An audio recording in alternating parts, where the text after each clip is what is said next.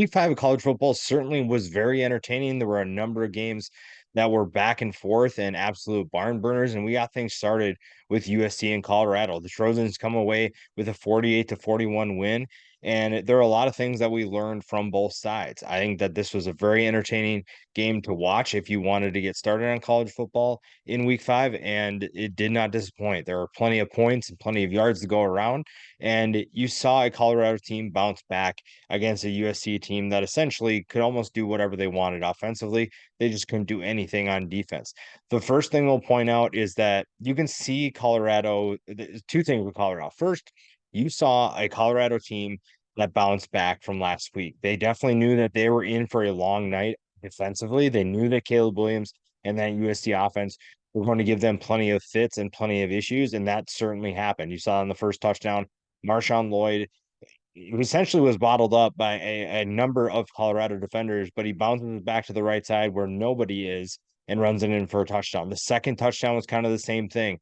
They have Caleb Williams essentially contained. He breaks free, and Taj Washington is wide open for another big touchdown. And it felt like for a while, USC was just going to outscore Colorado, and it was going to be a kind of a blowout. And for a little while, like I said, it looked that way, but they bounced back. I think the biggest thing we learned from this team is that they are not going to quit. Last week was obviously a different story, but you knew this week, especially in the preview, we talked about their ability to move the ball against USC's defense. This is a USC defense that continues to struggle, and Colorado showed that they can expose that defense. And we'll talk more about that in a little bit, but Colorado definitely kept fighting. I think that that was one of the biggest takeaways I had from this game is that this team would not go away. They would not give up, and that helped them stay in this game. And you saw a number of players step up.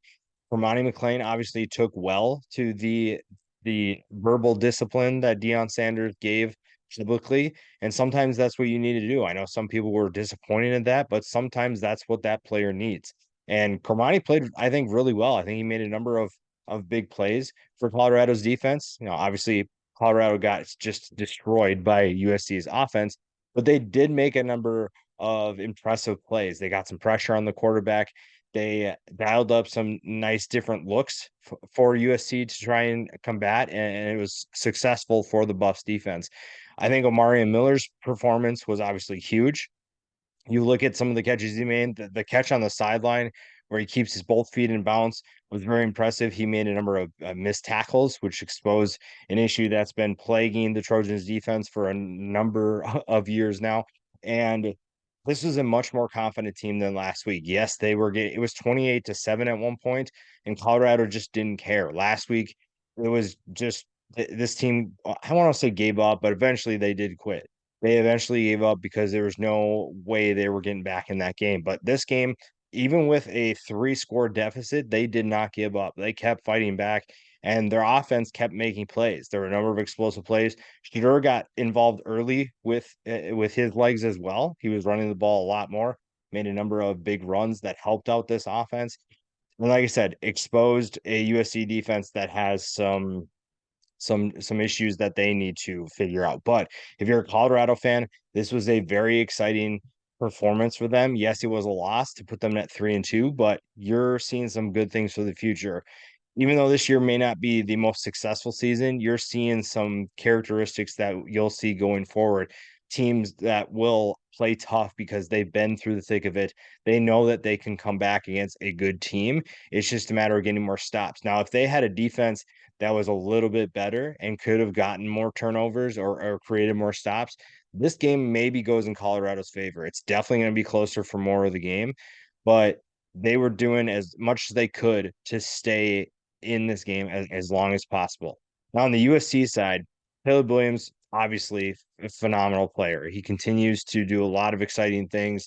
He makes a lot of plays because of his ability to improv, and I think that his magic that he works is really what sets this team apart. He's had a phenomenal game, threw an interception, but still had six touchdowns and looked really comfortable in the pocket. That was the biggest thing. Was Colorado couldn't really do a ton to rattle him, and it felt like even when Colorado did make plays, USC had an answer for that. And a lot of times it was Colorado made a play, and then USC picks up huge chunk yards or scores a touchdown. They had an answer for almost every punch that Colorado threw, and the defense let them down. And we'll talk more about that in a little bit. But the offense did its part. And when you score 48 points, you expect to win by more than 7 points. And that just simply didn't happen. Marshawn Lloyd continues to prove that he is one of the best portal pickups of the offseason, and it just makes the offense that much better. The passing attack is loaded.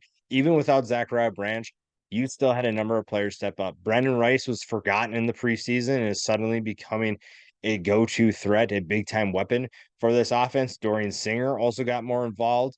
I think that you look at the depth of talent they have at the wide receiver position, it makes you think, why do you need to run the ball? But then you watch Marshawn Lloyd run the football and you remind yourself, okay, this is why we have this guy on our team. It was still a good performance by this offense. They did exactly what they needed to do to put this team in a good position to win. And they essentially kept the winning streak going. They kept Caleb Williams' Heisman race going, his bid for the Heisman going. And like I said, they did everything that they could. Caleb Williams is just too good for Colorado to stop. Now, if USC had even like an average defense, then I think that this would be a bigger blowout. And the biggest question we have is, will Alex Grinch make it to the end of the season? Because time and time again, missed tackles, a lack of discipline continue to plague an Alex Grinch defense. And it happened at Oklahoma. It's happening again at USC. And it feels like everybody sees that except for Lincoln Riley. Now, do you want to make a change in the middle of the season? I don't necessarily know if that's something a coach wants to do that shakes things up a little bit and you kind of take away some of that stability. But at this point, you're not getting anything different. We know what this is all about. We know what Alex Grinch does, and it's not working. You cannot continue to try and outscore every team because when you finally do face a good team, you're not going to win. You will get exposed because your offense will take a little bit of a step back, even though it's super explosive. And if your defense can't stop anybody, it's not going to matter if your offense scores 30, if you give up 40. This is a defense that continues to struggle. They did make a number of disruptive plays, but they just didn't do enough to make this game as comfortable as should. USC should have won this game by 20 plus easily. The spread was like 21 and a half. You should have won that by at least 21 and a half. You just can't have these types of performances. And Colorado is not going to be the best team in the Pac-12. And USC has a lot. When you have to face Oregon, Washington State, those are teams that can give you losses. And you have to have a better defense than what you showed. And it's just at this point unacceptable if you're a USC fan. If I'm a USA fan, I am furious with his performance. I am happy with how the offense performed.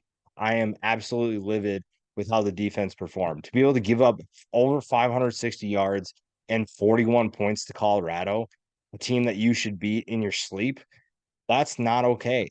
And I've been talking about it for a while. It's just it doesn't make any sense why he's still there. And I don't think that he makes it to the end of the year. And all it's really going to take is one loss to me. And that's what it should take. If Lincoln Riley truly looks at what's going on and understands that Alex Grinch is the one guy that's holding him back, find someone else that can call plays and just live with it. Because at this point, you're hiring a guy, you're working with a guy that's not getting the job done, and it's exposing your team to potential losses and problems down the road. And you just simply can't afford to have that.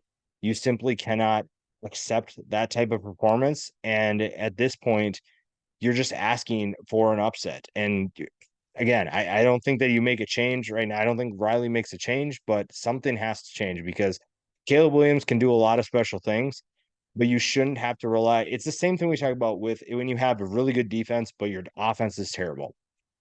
When you have one unit that's really good and carries the team, and the other one is not living up to expectations, eventually the good unit regresses just because they're exhausted from having to do all the work. USC is going to have a game where their offense struggles. They get tired of trying to score every single possession. They're going to have a game like that. And if this defense can't do its part, it's an easy loss. All you have to do really is find USC in that game, limit them offensively, and as long as your offense is explosive enough, you'll win the game. It's an easy formula, and at this point, a team that's trying to make the playoff has a lot more problems than they realized, and that needs to get addressed. I don't know how that gets addressed right now, or if there ever is going to be a change made, but Lincoln Riley has a lot of work to do on one side of the ball, and it's definitely not the one that Caleb Williams runs.